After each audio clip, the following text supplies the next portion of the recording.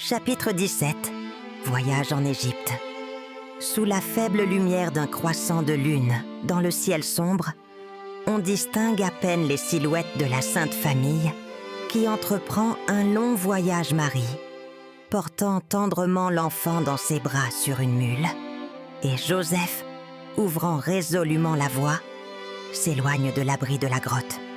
Leurs silhouettes se fondent dans la nuit silencieuse, alors qu'ils entament la pénible randonnée qui les attend. Après plusieurs jours de voyage, ils arrivent à la périphérie de Gaza. Là, au milieu des rues poussiéreuses et de la clameur lasse du voyage, Marie vit Joseph trébucher de fatigue la mule. Elle aussi était fatiguée et refusait obstinément d'avancer. Marie s'adressa doucement à lui. Joseph, tu as besoin de te reposer et cette pauvre bête de somme ne passera pas une autre journée sans bénéficier de la même considération. Arrêtons-nous ici, à Gaza, pour un jour ou deux. Nous serons bien accueillis chez Mertha, la vieille amie de ma cousine Elisabeth. Elle est seule maintenant que son mari l'a laissée veuve. Elle soigne les malades du village et je pourrai l'aider pendant que vous vous reposez. Leur séjour temporaire les conduit à la modeste demeure de Mertha, une femme âgée dont les mains bienveillantes ont longtemps soigné les malades. Dans l'une de ces chambres exiguës, 2 enfants extrêmement malades sont allongés sur un lit de camp étroit. Leurs visages sont d'une pâleur mortelle et leurs respirations laborieuses sont à peine audibles. Mertha consola les parents désemparés en leur disant « Il n'y a rien de plus à faire. Gardez-les à l'aise avec cette herbe, elle soulagera leur toux et les aidera à respirer sans douleur. » Pendant que Mertha parlait, Marie s'agenouilla au chevet des enfants malades. Tirant un linge de la ceinture de sa robe, elle le plongea dans une bassine d'eau toute proche. Avec un soin tendre, elle essuya les lèvres et le front de chaque enfant, puis prit leurs petites mains et les pressa doucement sur sa joue, tout en murmurant des prières silencieuses. Peu à peu, les joues des enfants reprennent des couleurs et leur respiration irrégulière s'apaise. Au milieu de leur soulagement, le père s'écria avec désespoir. « Il ne respire plus !» Tandis que la mère se lamentait. « Mes enfants, Marie les rassura doucement. « Non, venez, regardez. Ils ne vous ont pas quittés. Ils ont bien réagi au remède. Les enfants, ouvrez les yeux. Montrez à vos parents inquiets que vous vous sentez mieux. » Puis, faisant signe à Mertha, elle ajouta. « Quittons ce moment de bonheur car nous avons encore beaucoup à voir. » Mertha, dont l'expression est un mélange de plaisir et de confusion, répond. Oui, il y a encore beaucoup à voir. Rangeant le flacon de médicaments dans la poche de son tablier, Mertha proposa alors. Peut-être que vous n'en avez pas besoin après tout. Viens Mary, j'ai quelqu'un qui ne peut pas bouger ses membres pour marcher. Tu pourrais lui appliquer un peu de pommade. Et sur ce, la scène s'estompa tandis que le travail de la journée se poursuivait. Bientôt, Mary et Mertha se retrouvent chez une autre patiente. Une femme d'âge mûr nommée Helen, infirme de naissance, avec des jambes atrophiées et inutiles. Dans une petite hutte encombrée et malpropre, Hélène est allongée sur une natte usée. Mertha l'avertit. Attention, ne respirez pas profondément ici, car je ne sais pas quelle maladie circule. Je viens 1 fois par semaine pour m'assurer qu'elle a des vêtements propres, au moins. Sortant de sa sacoche un paquet de vêtements fraîchement lavés, Mertha se mit à aider Hélène. Mary la rejoint à ses côtés. Mary sortit de son tablier un petit flacon, enleva le couvercle et versa une quantité mesurée de liquide dans ses mains jointes. Elle caresse doucement le visage de la femme, puis masse le liquide dans les jambes atrophiées d'Hélène. Miraculeusement, comme touchés par la grâce divine, les membres reprennent lentement leur forme et leur force bouleversée. Mertha tombe à genoux, émerveillée, et s'exclame. « Qui es-tu, femme bénie? Quel pouvoir Dieu t'a donné ?» Marie répondit doucement. « Quelle foi il t'a accordé pour te permettre de voir ce qui est caché. Reste tranquille, chère Mertha, car ma famille n'est ici que pour un jour. Il ne serait pas bon de répandre trop largement ces merveilles. » Mertha promit. « Je vais rester et aider celle-ci à nettoyer sa hutte. Maintenant qu'elle peut marcher, elle pourra m'aider à prendre soin des autres. Tu dois retourner auprès de ta famille. » Avec une gratitude sincère, Marie s'excusa et, en partant, la femme guérie s'agenouilla et baisa plusieurs fois les mains de Marie. Peu de temps après, le voyage de Marie l'a conduite sur les marches d'un temple voisin. À l'extérieur, près d'un mur en ruine, plusieurs sans-abri se sont rassemblés pour demander désespérément de la nourriture N'ayant pas peur de leur situation, Marie se retrouve encerclée par les pauvres et les affamés. Un homme supplie. « S'il vous plaît, cela fait 2 jours que mon enfant n'a pas mangé. Avez-vous quelque chose à lui donner ?» Une petite voix déchirante se joint à lui. De la nourriture, papa, de la nourriture. Une femme à proximité se lamente. Nos voisins ne sont que des rats qui piochent en dormant dans les barils de céréales. S'il vous plaît, donnez quelque chose aux petits. L'un des hommes qui observait la scène a lancé une mise en garde. Méfiez-vous, il pourrait bien vous mordre la main. Le groupe rit et un petit enfant, sans se décourager, se précipite pour serrer l'homme dans ses bras. Mais il est repoussé par une jambe qui tremble. Marie s'agenouille à côté de l'enfant, la prend dans ses bras et la réconforte tendrement. Tournant l'enfant vers les hommes, elle leur dit d'un ton doux mais insistant. Regardez dans ses yeux, voyez-y la faim. Posez votre main sur elle, sentez la fragilité de son petit corps. Si votre propre fils avait aussi faim et que vous ne pouviez pas le nourrir, ne prieriez-vous pas pour la bonté d'un autre ? La nourriture que vous mettez de côté à chaque repas représente plus que ce que cet enfant a vu en une semaine. Qu'est-ce qui l'empêche de s'asseoir à votre table ? Je vois de la compassion dans vos yeux. C'est le moment, mon bon monsieur, c'est le moment. Touché par ces paroles, un homme offre quelques pièces de sa poche et un autre entoure de son bras un parent démuni, l'exhortant à le suivre. Sur ce, Marie dépose l'enfant, s'agenouille devant les parents et bénit leurs mains en signe de reconnaissance. Après plusieurs jours de guérison et d'humble service, la Sainte Famille se prépare à reprendre son voyage. Dans la modeste maison de Myrta, Marie enfourcha à nouveau la mule, tandis que Joseph lui remettait l'enfant. « Merci encore, Myrta, pour ta gentillesse. » dit Joseph avec gratitude. « Bien que j'ai surtout dormi ces derniers jours, je suis reconnaissant à ma bien-aimée d'avoir eu une compagne sage et attentionnée. » Myrta sourit chaleureusement. Oh, c'est moi qui suis la plus reconnaissante. Maintenant, soyez prudente dans le désert. Où allez-vous, avez-vous dit ? Marie a répondu. Pas très loin, Myrta. Et Joseph avait raison. Votre sagesse a été une véritable bénédiction lors de cette courte visite. Que Dieu soit avec vous. Myrta répondit. Et avec toi, mon ami béni. Et sur ce, elles se séparèrent. La Sainte Famille s'enfonce dans l'immense étendue du désert de Bersabée, en Palestine. Le froid de février s'empare de l'air, et le désert s'étend à l'infini devant eux. Une mer de sable stérile, qui n'offre aucun refuge, aucun réconfort. Le vent hurlait comme une bête sauvage, ses rafales furieuses fouettant le vide, étouffant même les voix de Joseph et de Marie, qui essayaient de parler. La tempête semblait vivante, ses chuchotements portant le poids sinistre du vide. Puis, à travers le chaos tourbillonnant, un petit contrefort émergea au loin, une faible promesse d'abri. La voix de Joseph traversa la tempête, pressante et déterminée. Là-bas, nous allons nous mettre à l'abri.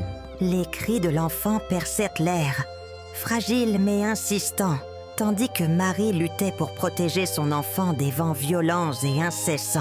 Elle descendit de la mule, dont les pas fatigués faiblissaient, sous la conduite de Joseph, et avança à pied. L'un de ses bras porte le nouveau-né, l'autre s'étire vers l'avant, les doigts griffant la tempête, comme pour en dissiper la fureur. Pas à pas, ils poussèrent vers le flanc de la colline, le rugissement du vent s'assourdissant à mesure qu'ils s'approchèrent de l'abri. Enfin, ils atteignirent le couvert de la colline et la rage de la tempête s'adoucit jusqu'à devenir un murmure. Mary s'effondra sur le sol, le corps tremblant mais les mains fermes. Elle apaisa son enfant. « Chut, mon petit !» murmura-t-elle, sa voix étant un baume tendre contre le chaos. Les cris du bébé s'apaisèrent, remplacés par le doux bruit de l'allaitement. Un léger sourire effleura les lèvres de Marie, qui le regarda. « Comme tu avais faim, mon pauvre agneau !» murmura-t-elle. Elle se tourna vers Joseph d'une voix douce mais ferme. « Dors, Joseph, je veillerai. » Joseph, à bout de force, hocha faiblement la tête et s'affaissa contre le flanc de la colline. Sa tête reposait sur leur maigre paquet d'affaires. Sa respiration était lente et lourde. Marie l'observa un instant, puis reporta son regard sur son enfant, maintenant paisible dans son sommeil. Son cœur souffrait du poids de leur voyage, mais il se gonflait aussi d'un espoir tranquille et inébranlable. Le désert s'étendait à l'infini autour d'eux, mais à cet instant, à l'abri de la colline, régnait une paix fragile. Alors que la Sainte Famille s'enfonce dans son voyage vers l'Égypte, elle parcourt plus de 100 kilomètres épuisants à travers l'impitoyable désert de Bersabée. Chaque jour s'étire à l'infini, le soleil brûlant au-dessus de leur tête et les nuits n'offrant que peu de répit. Marie et Joseph se contentaient d'un maigre repas, pris tard dans la nuit, après des heures de voyage épuisant. Les éléments n'ont aucune pitié et, une nuit, une violente tempête s'abat sur eux avec une fureur implacable. La pluie tombait à verse, et le vent hurlait comme un esprit vengeur, déchirant leurs esprits déjà meurtris. Marie, bien qu'inébranlable dans sa foi, ne peut protéger son enfant de la colère de la tempête sans invoquer la puissance divine. La pluie traverse ses vêtements et s'accroche à sa peau comme une seconde couche glacée. Ses bras tremblent tandis qu'elle berce le nourrisson, dont le corps minuscule est enveloppé d'un lange trempé. Il frissonnait violemment. Ses cris percèrent la nuit, d'abord aigus et désespérés, puis de plus en plus faibles, comme si ses forces s'amenuisaient. Le cœur de Marie se serra de terreur, en sentant le froid s'infiltrer dans sa forme fragile. Elle regarda son visage pâle, ses propres larmes se mêlant à la pluie, et un défi farouche et maternel surgit en elle. Levant les yeux vers les cieux déchaînés, sa voix s'éleva au-dessus de la tempête, brute et impérieuse. « Je vous l'ordonne, vent et pluie, n'affligez pas mon enfant, le Fils unique de Dieu. Si vous devez déchaîner votre fureur, tournez-la vers moi, car je suis indigne à ses côtés. » Ces mots résonnèrent, un appel désespéré enveloppé de l'autorité de l'amour d'une mère. La tempête sembla hésiter. Sa fureur se calma momentanément, comme si les éléments eux-mêmes s'étaient arrêtés pour écouter son cri. Marie serra son enfant contre elle, son corps tremblant, non pas à cause du froid, mais à cause du poids de son sacrifice. En cet instant, elle était à la fois vulnérable et inflexible, un phare de dévotion face à la colère de la nature. En réponse à son appel, un globe lumineux a entouré l'enfant dans ses bras. Ému par l'amour de sa mère, Jésus demanda à l'armée d'anges qui les accompagnait d'agrandir le globe de lumière pour qu'il englobe Marie et Joseph. Ce miracle a permis à la Sainte Famille de traverser de nombreuses épreuves au cours de leur long et périlleux voyage vers l'Égypte.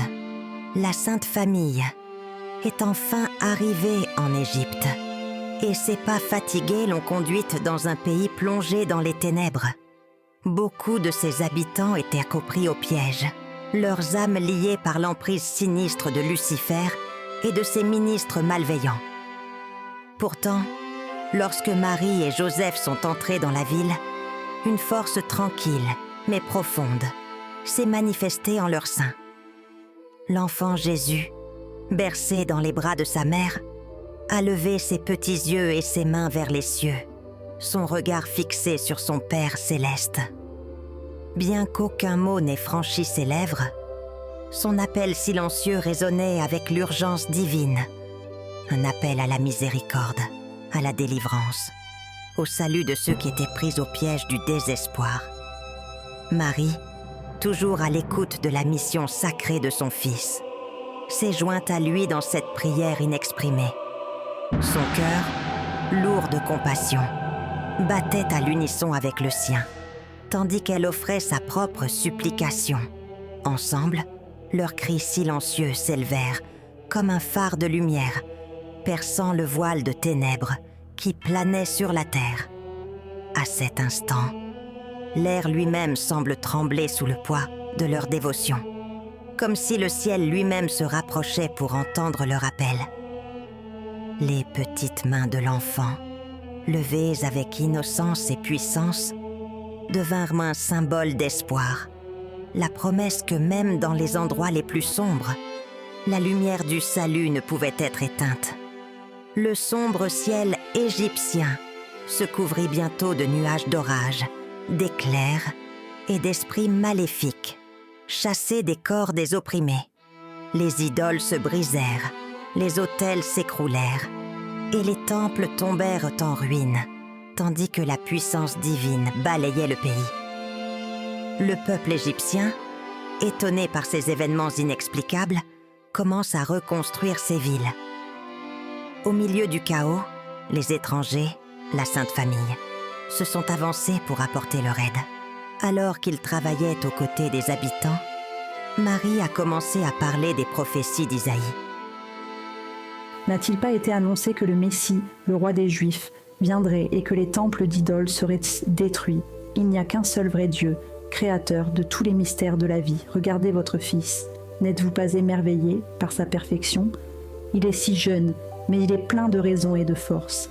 Et vous, maîtresse, lorsque vous lavez vos vêtements dans la rivière, ne vous émerveillez-vous pas du flux vivifiant qui fait vivre votre famille? Lui, le seul et unique créateur du ciel et de la terre, a tout façonné avec beauté et détermination, par amour pour vous tous. Des foules se rassemblaient pour l'entendre parler et pour assister au miracle, la purification des démons, des idoles et des corps possédés, la guérison de maladies graves, le tout aidé par les prières ferventes de son fils. Enfin, leur pénible voyage s'est achevé lorsque la famille s'est installée dans la ville d'Héliopolis. Ils s'installèrent dans une humble demeure de 3 pièces. Une pièce devint le sanctuaire de l'enfant Jésus, sous la garde de Marie. Une autre fut réservée au sommeil de Joseph, et la dernière lui servit de modeste atelier de menuiserie. Pendant cette période difficile, Joseph a trouvé peu de travail et a souvent été rejeté, tandis que Marie, douée comme couturière, a recueilli des travaux de couture de maison en maison. Dans leur petite maison, de l'aube à la tombée de la nuit, Marie travaillait non seulement pour subvenir à leurs besoins quotidiens, mais elle s'occupait aussi tendrement de Jésus et soutenait Joseph dans les moments calmes de la crèche. Marie s'agenouillait pour prier, une douce lumière rayonnant de son cœur et de celui de son fils. Une communion sacrée bientôt rejointe par une 3e lumière venant d'en haut, alors que le Dieu de tous parlait avec eux. Ainsi, au milieu des épreuves et des merveilles divines, le voyage de la Sainte Famille s'est poursuivi. Un témoignage de foi, de résilience et du pouvoir transformateur de l'amour, qui changerait à jamais le cours de la destinée humaine.